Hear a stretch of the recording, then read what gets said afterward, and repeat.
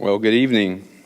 It's good being with you guys tonight. Thank you guys for coming out and joining us for service. Well, we're going over a story that we've probably all known for our life if we grew up in the church, which I was thinking through and I was like, that makes it a little easier and not really. So it's like, we'll see how it goes. So we're going through a familiar story that it's like a comeback story. It's an underdog story, and we all love underdog stories. Every movie that we watch has some glimpse of, you want that character to, if they're not doing real well, you want them to do better. Movies like, Rudy. We watched Rudy and Trellis, and that's one of those great comeback stories of a kid who got a chance on the field. And, Rocky, one of my favorites is Rocky, a guy who didn't have any place being where he is, and then when he did get into place, he got it, and then he was a champion.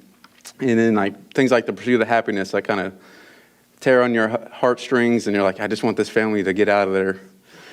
We know these stories. These are great stories, and even in the secular world, they know the story of David and Goliath.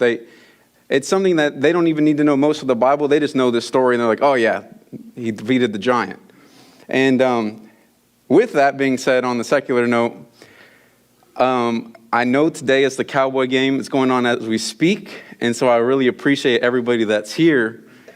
But you will get a little taste of the Cowboys as we play this next clip that shows you just how much this story is talked about. Go ahead and play it, Josh. I was going over David and Goliath, and God gave me a revelatory gift. He showed me something in this. He said, I use great moments to pull greatness out of great men. I did not send David to slay Goliath. I sent Goliath to prove to David that what resides in him is a giant slayer. And I want my young Dallas Cowboys to know, those young Davids to know, this giant that sits before you today, he is not for your destruction, it is for your construction. You will show the world that you will slay this giant. I saw that clip a couple months ago, and I was going back and forth on if I really should do it and show it. But when I found the Cowboy game was today, I was like, okay, I got it. I'm going to play it. But we see that this, is talked about a lot. And I was thinking through, it's probably so much talked about that people probably don't even think it even happened. They might even think it's a fairy tale or just a parable. And we know it's not. It's a narrative. It's something that happened. It's a real life story.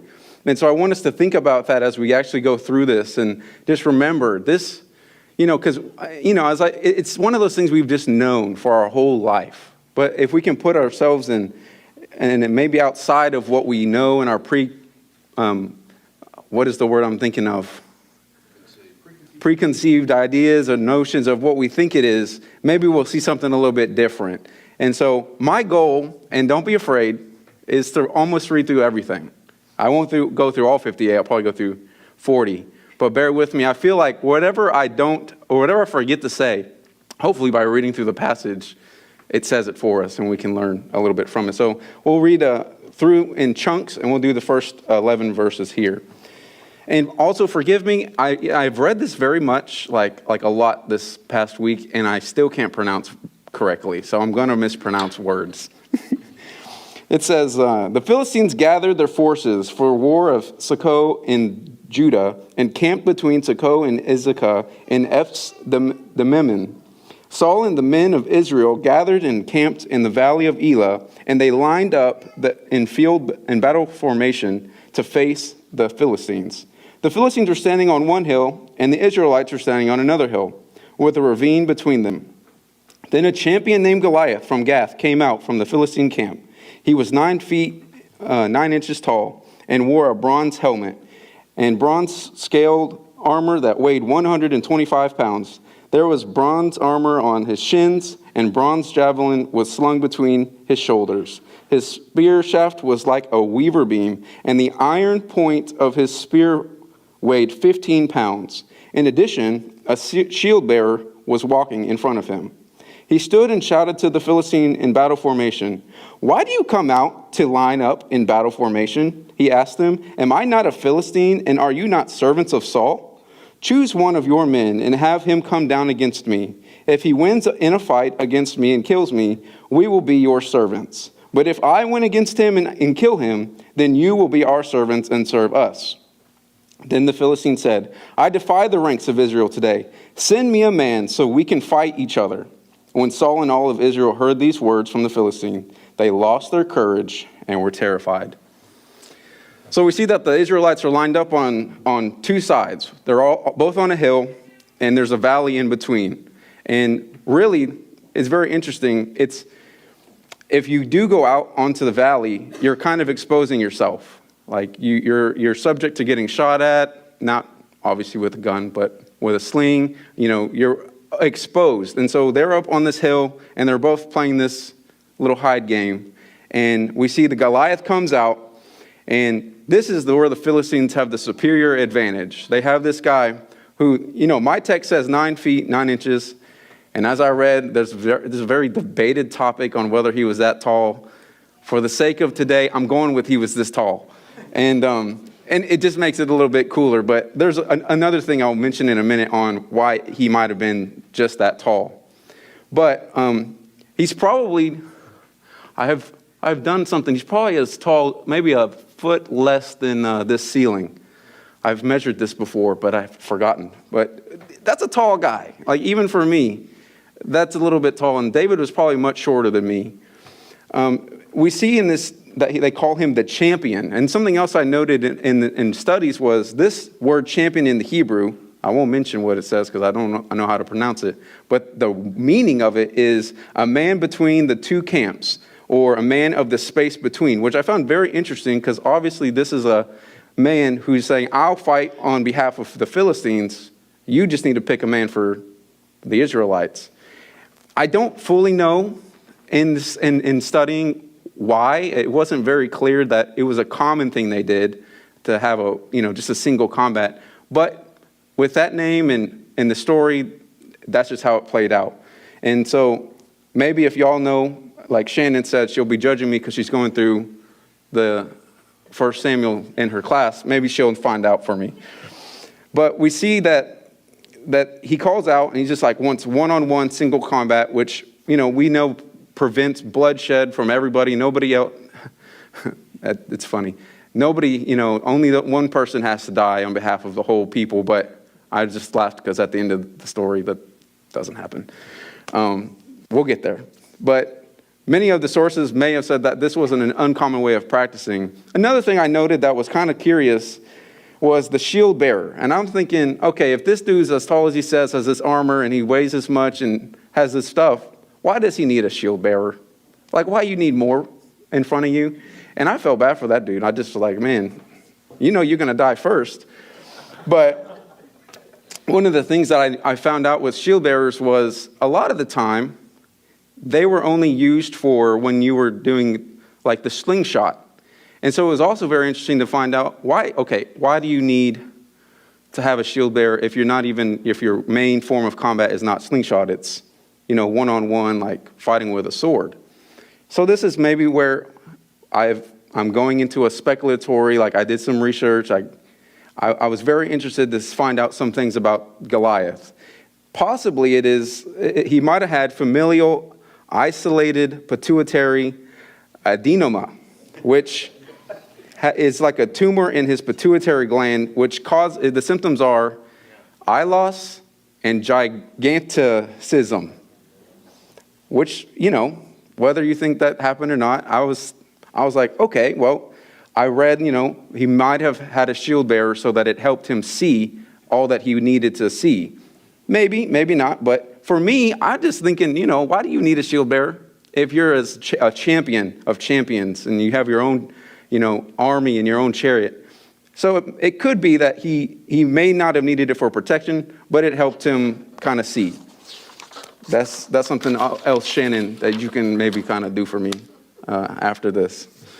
So, but we see a key thing that we notice in this passage after he said this is in verse 11. It says, when Saul and all of the Israel heard these words from the Philistine, they lost their courage and were terrified. So there's two things here. We see that Saul, it's noted, when Saul and all of Israel.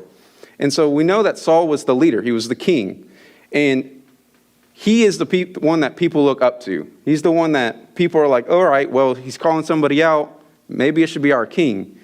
But we can see that he's kind of afraid. Even Goliath's like, aren't you guys servants of Saul? It kind of sounded like a jab.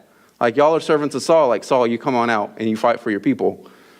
And I got a glimpse of, in Proverbs 29:18, where it says, where there's no vision, the people perish. And it seemed like Saul, he had lost that. And these people were they were like, well, if my king's not going to do anything, then I'm not going to do anything.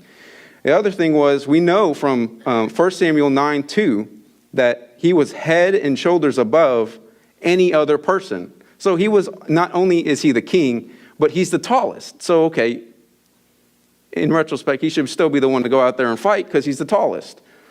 And then along with that, we know one of the main reasons he didn't go and he trembled and he feared was he lost the Spirit of the Lord. The Spirit of the Lord was no longer with him. We talked about how David was anointed in 1 Samuel 16. And what we didn't go through was that in verse 14 it says, now the Spirit of the Lord had left Saul. And so we see Saul is now not only, he's tall and he's strong and he's, good looking, but he doesn't have that courage anymore that he once had. The Spirit of the Lord left him. So he's really like just a mere man. And he's like, I'm trembling. He's afraid. And so we can see that because the leader acted this way, now we can see that all of Israel, all of the Israelites acted this way. And so Goliath was using his height, he was using his strength, his armor, his voice to put fear into the Israelite camp before the battle had even begun. And so it was interesting to me, I was seeing Israel look to Saul, and when they saw that Saul was terrified, they were terrified. And then Goliath had all this confidence, and they didn't technically have to fight. They were just like, oh, our warrior's confident, so we're confident. I can see that they're being confident.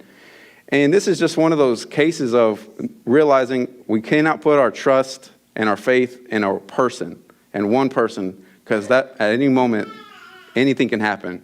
And we know that our trust and faith is put in Jesus Christ, which is unmovable. But this is a case of the people looking to Saul, their king, and he failed them.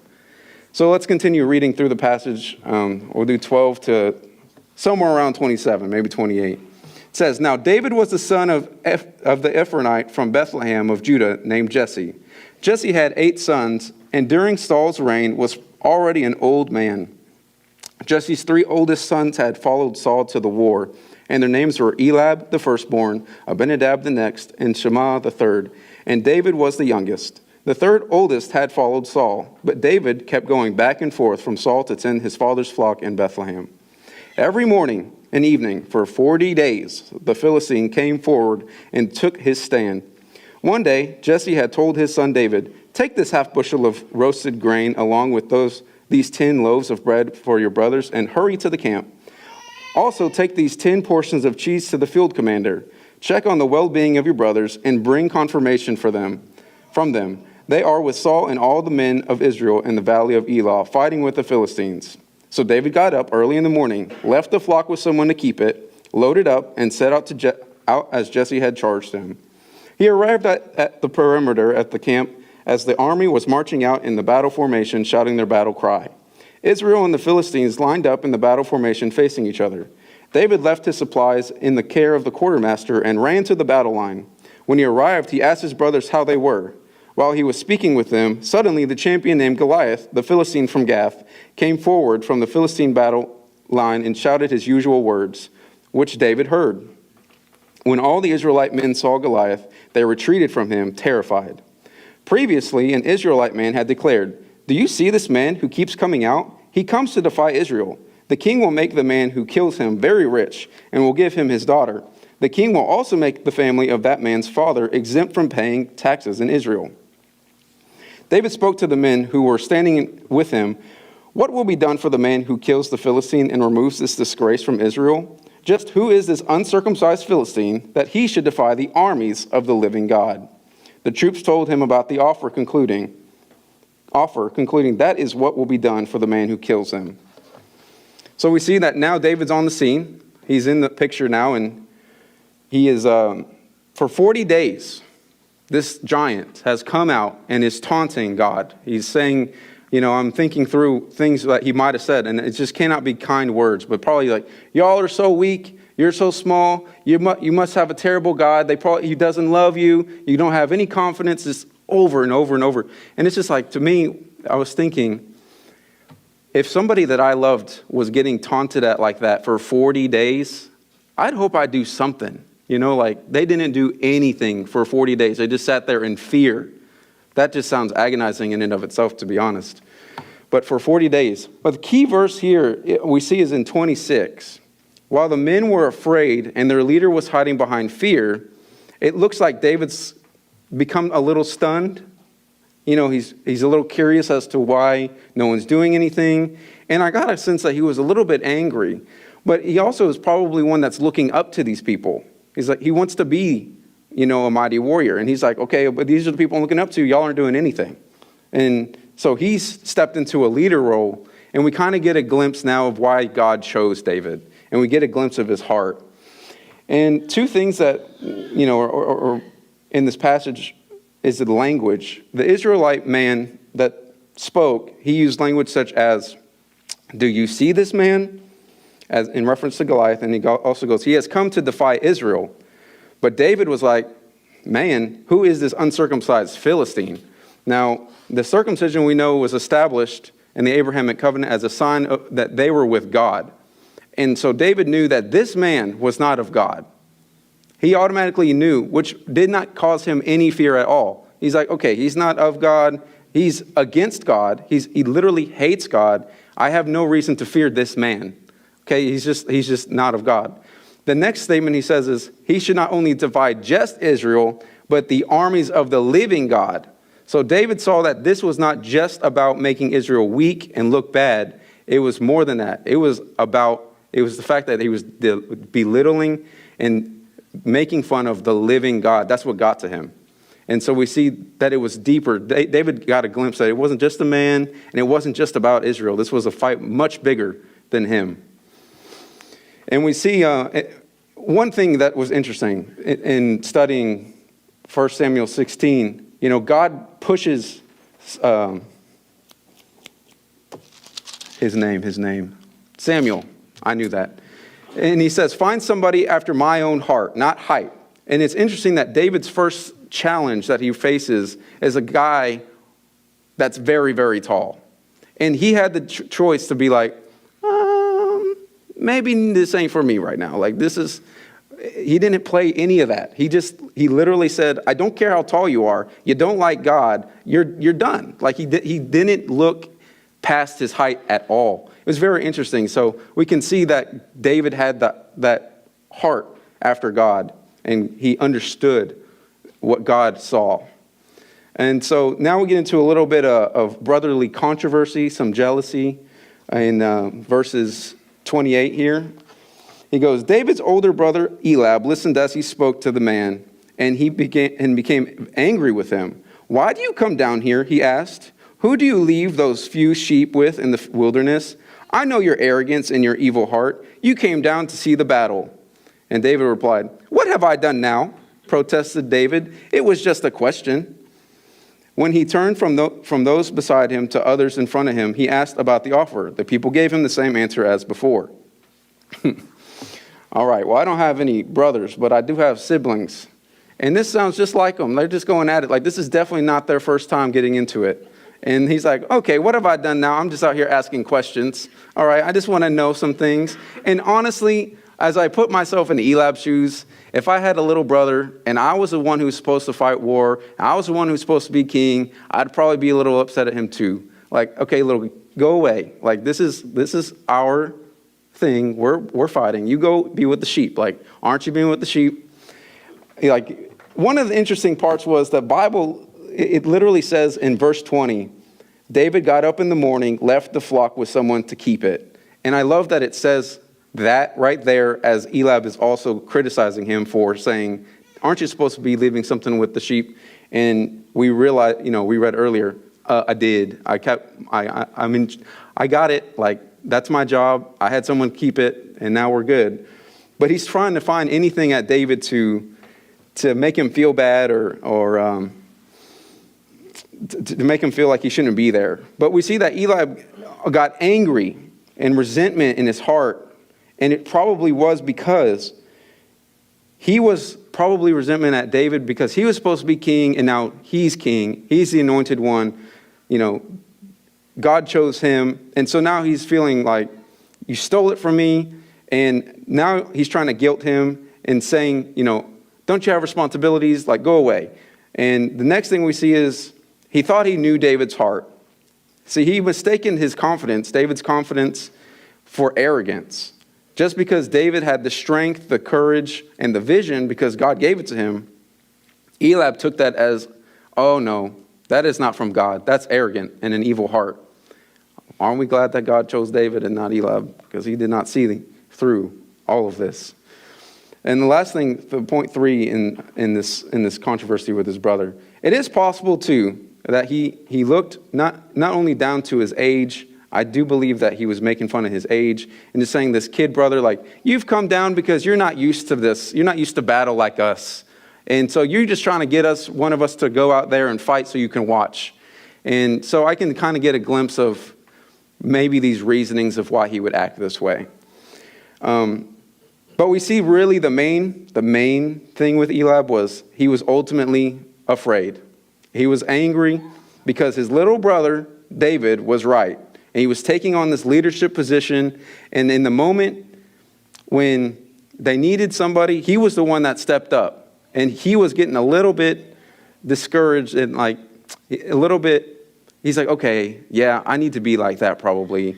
And we can see that whenever we're in the wrong and we hear someone call us out, the last thing we really want to do is be like, all right, yeah, I did it. Or, it's my fault. So we can see that Eliab is not feeling very great. But for David, he's ready to fight. And so we see going on to the next verse, that he goes to Saul. So in 31, what David said was overheard and reported to Saul. So he had David brought to him. David said to Saul, don't let anyone be discouraged by him. Your servant will go and fight this Philistine. But Saul replied, you can't go fight this Philistine. You're just a youth, and he's been a warrior since he was young. David answered Saul, your servant has been tending his father's sheep. Whenever a lion or a bear came and carried off a lamb from the flock, I went after it, struck it down, and rescued the lamb from its mouth. If it reared up against me, I would grab it by its fur, strike it down, and kill it. Your servant has killed lions and bears. This uncircumcised Philistine will be like one of them, for he has defied the armies of the living God. Then David said, the Lord who rescued me from the paw of the lion and the paw of the bear will rescue me from the hand of the Philistine. Saul saw David, go. Saul said to David, go, and may the Lord be with you. All right. Well, Saul hears about this, and David is coming to him, and we see that he just now got basically told off by his brother. And now he's coming to Saul, and he's saying, Saul, I'll fight for you. I can do this. And Saul belittles him and says, no, I don't think you can. You're too young. This guy's been fighting his whole life. Like, you're not going to be any challenge for him. So he's getting, for a second time, belittled for his youth. And but that did not stop him. He didn't, I'm thinking through, maybe, if I was David, maybe I am too young, but, maybe I shouldn't be here, listening to these people. Not a single budge. He didn't move. He responded with confidence. He had a strong faith. He was young, but he had a strong faith. He had the Spirit of the Lord in him. Nothing was going to move him. Let's see. He responds again. This is the second time in the Bible. He says, this is an uncircumcised Philistine, and he will be like the lion and the bears that I fight. He's equating him, this tall giant, to just, I do this all the time. They come near the sheep, they die. This guy comes there, are my people, he dies. Like he's not budging. It's a very strong faith that he has. Very, very strong faith. And also he says, and he's defied the armies of the living God, emphasizing that this man is not of God and that he needs to fight because he hates God. Goliath, not David. He gives credit to God. We see it in the verse we just read. The Lord who rescued me from the paw of the lion and the paw of the bear will rescue me from the hands of the Philistine. And I think that's why he was so confident. We can see he was not saying, oh, I'll do it. Like, I think I can do it. He's like, I'll do it because the Lord will be with me. The Lord will be the one to do this. I am only going to be a vessel. So now we get to the battle, and we'll read through the battle part here. Then Saul had his own military clothes put on David. He put a bronze helmet on David's head and had him put on armor. David strapped his sword on over the military clothes and tried to walk, but he was not used to them. I can't walk in these, David said to Saul. I'm not used to them. So David took them off. Instead, he took his staff in his hands. He chose 5 smooth stones from the weighty and put them in the pouch in his shepherd's bag. Then with his sling in his hand, he approached the Philistine. The Philistine came closer and closer to David, with the shield bearer in front of him. When the Philistine looked and saw David, he despised because he was just a youth, healthy and handsome. There we go again. He said to David, am I a dog that you come against me with sticks? Then he cursed David by his gods. Come here, the Philistine called to David, and I'll give you I'll give your flesh to the birds of the sky and the wild beast. Okay, we'll pause right there. So we see that he tries to put on the clothes, it doesn't fit him, and so he goes to what he's used to. And what he's used to is with being a shepherd, he uses a slingshot. And so we see that Goliath is trying to get closer and closer. This is me just playing with the theory I had at the beginning, but I brought up the pituitary tumor. It's possible that it would be hard to see David, especially with how small he is. And so he's getting closer and closer. But as well as that, he's probably expecting, like we talked about, man-to-man combat. So he's wanting to get closer to him to fight. And when he sees him, he's like, oh, this is a joke. Like, the Israelites think I'm a joke because you brought this little kid out. And then the moment he says that, he curses at him, and he looks down on his youth, and he's like, this should be an easy fight. Like, this is over before we know it. And he says, am I a dog that you come against me with sticks? He was offended. Further, he cursed David by his gods.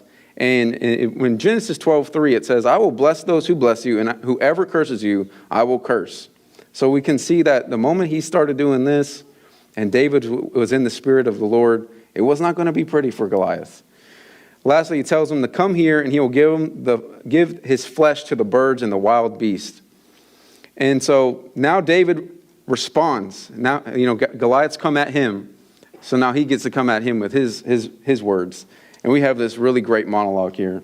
David said to the Philistine, you come against me with a sword, spear, and javelin, but I come against you in the name of the Lord of armies, the God of the ranks of Israel. You have defied him. Today the Lord will hand you over to me. Today I'll strike you down, remove your head, and give you the corpse. I lost my place. I'll give the corpse to the Philistine camp, to the birds of the sky and the wild creatures of the earth. Then all the world will know that Israel has a God. That's important. And this whole assembly will know that it is not by sword or by spear that the Lord saves. For the battles is the Lord's. He will hand you over to us. So we can see the confidence and the spirit-filled just faith that's driving David here. He says, you come to me with sword, javelin, you have all this stuff on me. That doesn't matter to me. You know what matters to me? You hate my God. And now that you hate him and you've been taunting him, you're going to die. Like it's so crazy. Like he just does not budge. And that's just the power. I really do feel the power of the Lord and the Spirit and the faithfulness David had in him. So I love that we can see that David already sees. He already knows going into this battle, this isn't about physical because he doesn't have the physical strength. He's not going to be able to fight the way Goliath is expected to fight. And so he says, now that you come at me, you're going to have to die. And he's so confident, he literally tells Goliath what he's going to do. It's like the play-by-play. I'm going to do this, and then when you die, I'm going to cut your head off, and when you do this, I'm going to do this. And then it was interesting. Goliath told David, I will give you to the birds and the beast. And David goes, no, I'm going to give you to the birds and the beast. So he says that in verse 46. And he's just really confident. So then we see the one shot, one kill that everybody knows here. 48. When the Philistine started forward to attack him, David ran quickly to the battle line to meet the Philistine. David put his hand in the bag, took out a stone, slung it, and hit the Philistine on his forehead. The stone sank into his forehead, and he fell face down on the ground.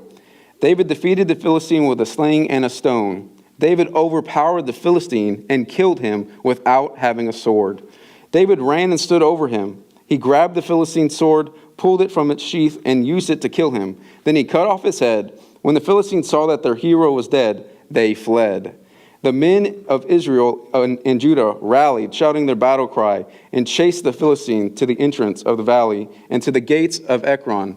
Philistine bodies were strewn all along the Shaaraim road to Gath and to Ekron.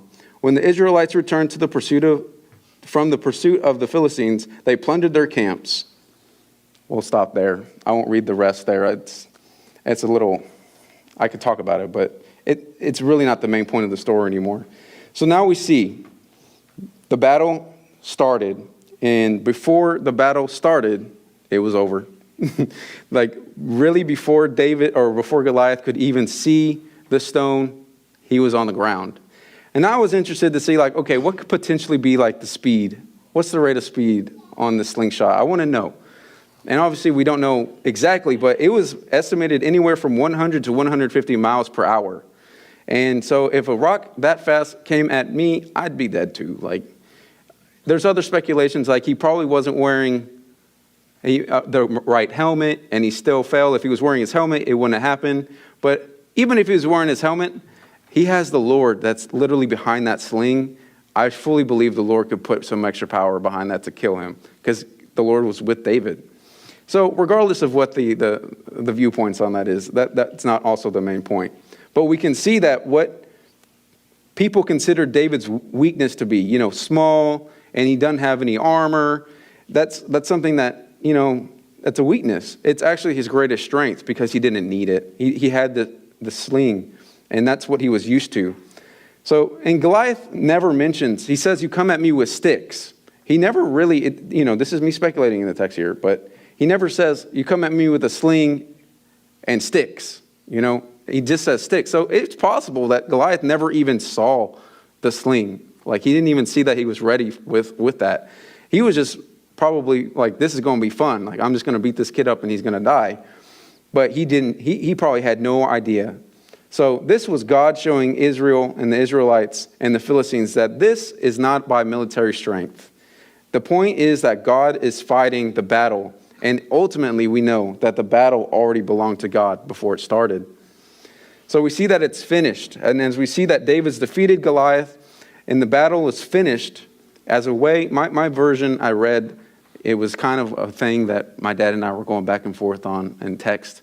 Some texts say like, because it emphasizes sword and he didn't need a sword. He didn't need a sword. And then in my text, it really confuses things by saying David ran over to Goliath. He grabbed the Philistine sword, pulled it from its sheath, and used it to kill him. Well, in many other translations, it says before that he dies by the slingshot. And this is just the way, the word I think helps is it finished him. He was already dead, but it was a sign that I'm going to cut your head off. And it's a way of saying this battle is over. And the moment that happened, the Philistines fled. They were in fear. So we can see now that the Philistines were already cowards and they were full of pride when they had Goliath to fight for them. But the moment that he was gone, so was their confidence. And now, just like the Israelites in the beginning, they were full of fear. So it flipped. And we can see just how powerful it is when we put when a people puts themselves behind a leader. And so the Israelites then chase after them, and it gets really vulgar. They all die across all of the road. And that's just a way of showing that God is powerful. You will not mess with my people. And so they plunder them.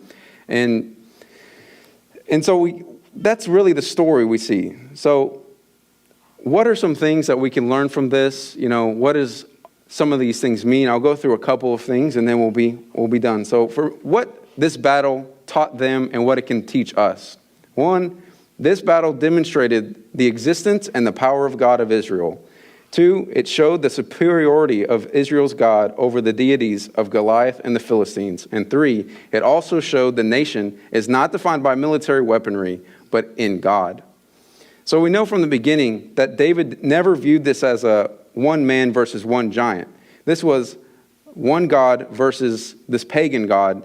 And it's not an attack. It is an attack on the Israelites, and then in turn a direct attack on David. But David didn't really see it as that as much as, no, this is an attack on God. This is an attack on my God. And so I will be the one, this is above the Israelites, whom I'm sure he supports and loves, and above myself, I will die for my God. And so this was really about that.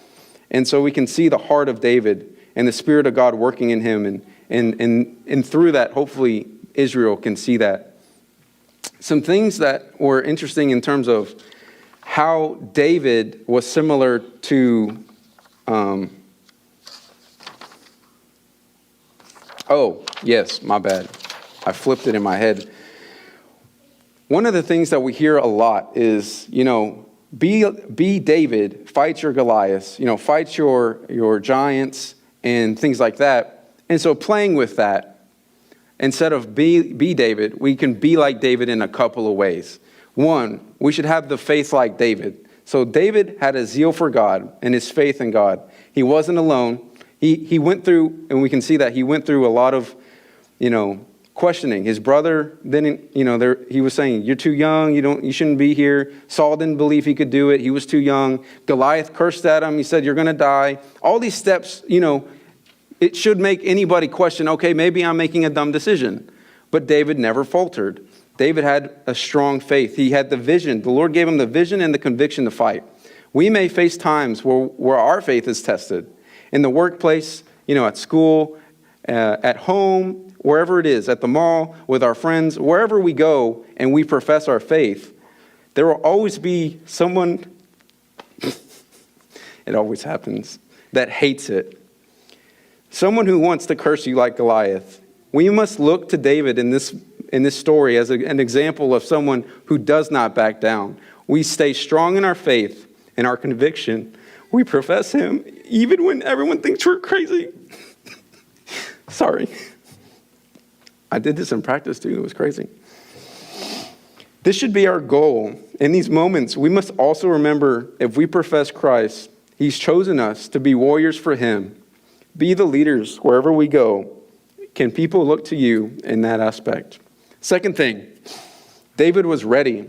David is an example of someone who was faithful because he was called, but also he was a shepherd and he took his job seriously. He meditated on God's word and he had him guide his heart and his mind. When it came to defending and fighting, David probably was in the field constantly practicing the slingshot. He didn't sit there and say, oh, I wish I was in the battle like my brothers. I wish I could be them. He's like, no, God gave me the task of being a shepherd, so I'm going to fulfill that task as however that looks. And so he fulfilled that task, and he was faithful. And when it came time, when he was chosen, it wasn't because of, it was because he was ready. He was doing the things that God wanted him to do before God told him to do it. And that was the reason God chose him. So God can accomplish any task and anyone for his purpose, no matter how young we are, like David, or how old we are. This story shows the importance of it's a heart. Young and old, it's about your heart. How are we practicing our faith? How are we showing our faith to other people? Do we have the full zeal? Are we ready to serve the Lord when no one's calling us to serve the Lord? Or when we're not called to be at the forefront. When we're not called to preach, are we ready? You know, it says that in the Bible, be ready in every season. And David was ready in every season. And so the Lord can use a ready heart. That's another thing we can be like David. And a couple of things on how this points to Jesus, because a lot of this, and I won't go through all of them, because some of them, I was like, okay, I feel like you're stretching that a little bit, but there are some things in this story with David and Goliath that it points directly to who Jesus is. See, so Jesus came from the line of David, and in 2 Samuel 7, God tells David that one of his line would be the descendant of him to reign on the throne over the people of God. See, Jesus was anointed by God just like David. Just like David, Jesus was sent by his Father to his brothers and disciples. His brothers, just like David, they didn't think he was rejected, basically. Like, we know that Jesus was rejected by men, by his disciples. They were asking him, we want to see the works. And that comes from John 7:5. So his disciples didn't believe in him just like David. No one believed David. And Jesus spoke, and so did David spoke about God and his faithfulness and taught God, and he had the heart of God. So did Jesus. David and Jesus are both show aspects of meekness, God-fearing, and they had humility. David and Jesus trust in the Lord to deliver them and not in human strength. And we see, just like David, who stepped in place, Jesus wins the victory for us in his death, burial, and resurrection. And that's the point. No one, we like to say to be like David. Well, we can't. Because David in this story is the intercessor for Israel. And for us, we know that God, we can't defeat the giants of our life without the intercessor coming. And Jesus did that. He came on behalf of all of us, and he died, and he did that for us when we did not deserve it. And he fought our battles. All the sin that we face every single day, he's defeated it. All the things that we face in moving forward, all the shame we feel, and even death, he fought. And on that cross, he was the one who interceded for us and gave his life for us. So that's the point of this story. At the end of the day, David is an example of one who came as an intercessor for the people and saved the Israelite people. And in that way, God sent his son and saved us, a people who are not worthy, who are just like the Israelites. We're fearful all the time. We cower away. We get afraid when somebody hates our faith, and when people are questioning our faith. We are just like the Israelites. We're not like David in this story. But thanks be to God that he sent his son for us. And now I'll pray.